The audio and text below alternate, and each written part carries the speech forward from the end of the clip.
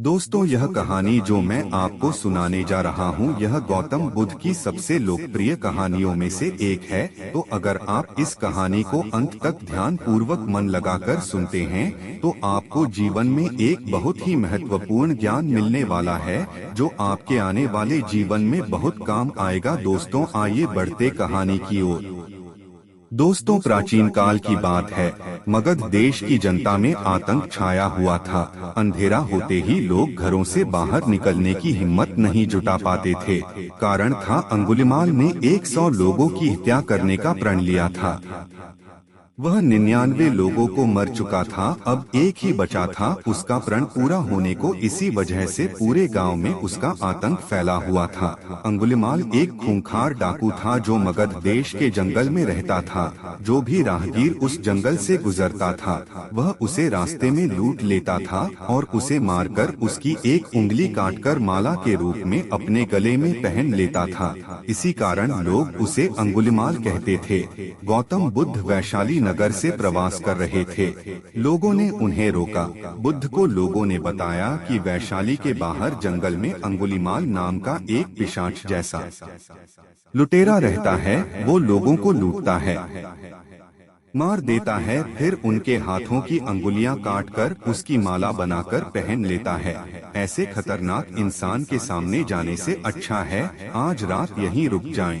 गौतम बुद्ध ने कहा कि मैंने एक बार प्रवास करने का मन बना लिया तो मैं पीछे नहीं हट सकता, मुझे जाना ही होगा।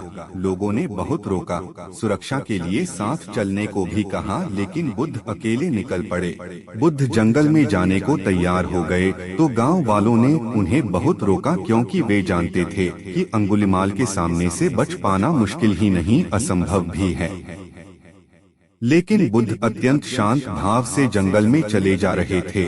तभी पीछे से एक कर्कश आवाज कानों में पड़ी, ठहर जा, कहाँ जा रहा है? बुद्ध ऐसे चलते रहे मानो कुछ सुना ही नहीं। पीछे से और जोर से आवाज आई, मैं कहता हूँ ठहर जा। बुद्ध रुक गए और पीछे पलटकर देखा तो सामने एक खूंखार काला व्यक्ति खड़ा था। लंबा चौड़ा शरीर, बढ़े हुए बाल, एकदम काला रंग, लंबे लंबे नाखून, लाल लाल आँखें, हाथ में तलवार लिए वह बुद्ध को घूर रहा था। उसके गले में उंगलियों की माला लटक रही थी। वह बहुत ही डरावना लग रहा था। बुद्ध ने शांत व मधुर स्वर में कहा, मैं तो ठहर गया, भला तू कब ठहरेगा? अंगुलिमाल ने बुद्ध के चेहरे की ओर देखा। उनके चेहरे पर बिल्कुल भय नहीं था, जबकि जिन लोगों को वह रोकता था वे भय से थरथर कांपने लगते थे। अंगुलिमाल बोला, हे सन्यासी, क्या तुम्हें डर नहीं लग रहा है? देखो, मैंने कितने लोगों को मारकर उनकी उंगलियों की माला पहन रखी है। बुद्ध बोले, तुझसे क्या डरना? डरना है तो उससे डरो जो सचमुच ताकतवर है। अंगुलिमाल जोर से हंसा और कहा, हे साधु, तुम समझते हो कि मैं ताकतवर नहीं हूँ। मैं तो एक बार में 10-10 लोगों के सिर काट सकता हूँ। बुद्ध बोले, यदि तुम सचमुच ताकतवर हो तो जाओ उस पेड़ के 10 पत्ते तोड़ लाओ। अंगुलिमाल ने तुरंत 10 पत्ते तोड़े और बोला, इसमें क्या है? कहो तो मैं पेड़ ही उखाड़ लाऊं। महात्मा बुद्ध ने कहा, नहीं, पेड़ उखाड़ने की जरूरत नहीं है। यदि तुम वास्तव में ताकतवर हो तो जाओ इन पत्तियों को पेड़ में जोड़ दो। अंगुलिमाल क्रोधित हो गया और बोला, भला कहीं टूटे हुए पत्ते भी जुड़ सकते हैं? महात्मा बुद्ध ने कहा, तुम जिस चीज को जोड़ नहीं सकते उसे तोड़ने का अधिकार तुम्हें किसने दिया? एक आदमी का सिर जोड़ नहीं सकते तो काटने में क्या बहादुरी है?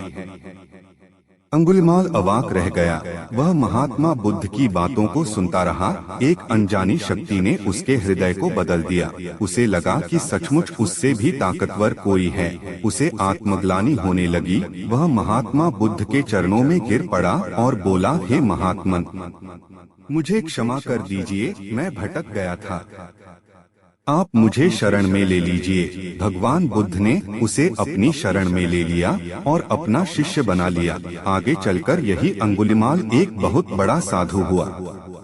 कहानी से सीख, कोई इंसान कितना भी बुरा हो लेकिन अगर आप अपनी अच्छाइयाँ नहीं छोड़ते हैं तो कोई आपका कुछ नहीं बिगाड़ सकता है। सत्य और धर्म के आगे हर बुराई को झुकना ही पड़ता है। परेशानियों और मुसीबतों को सामने देखकर डरना और घबराना बेकार है। शांत मन से उनका सामना करें।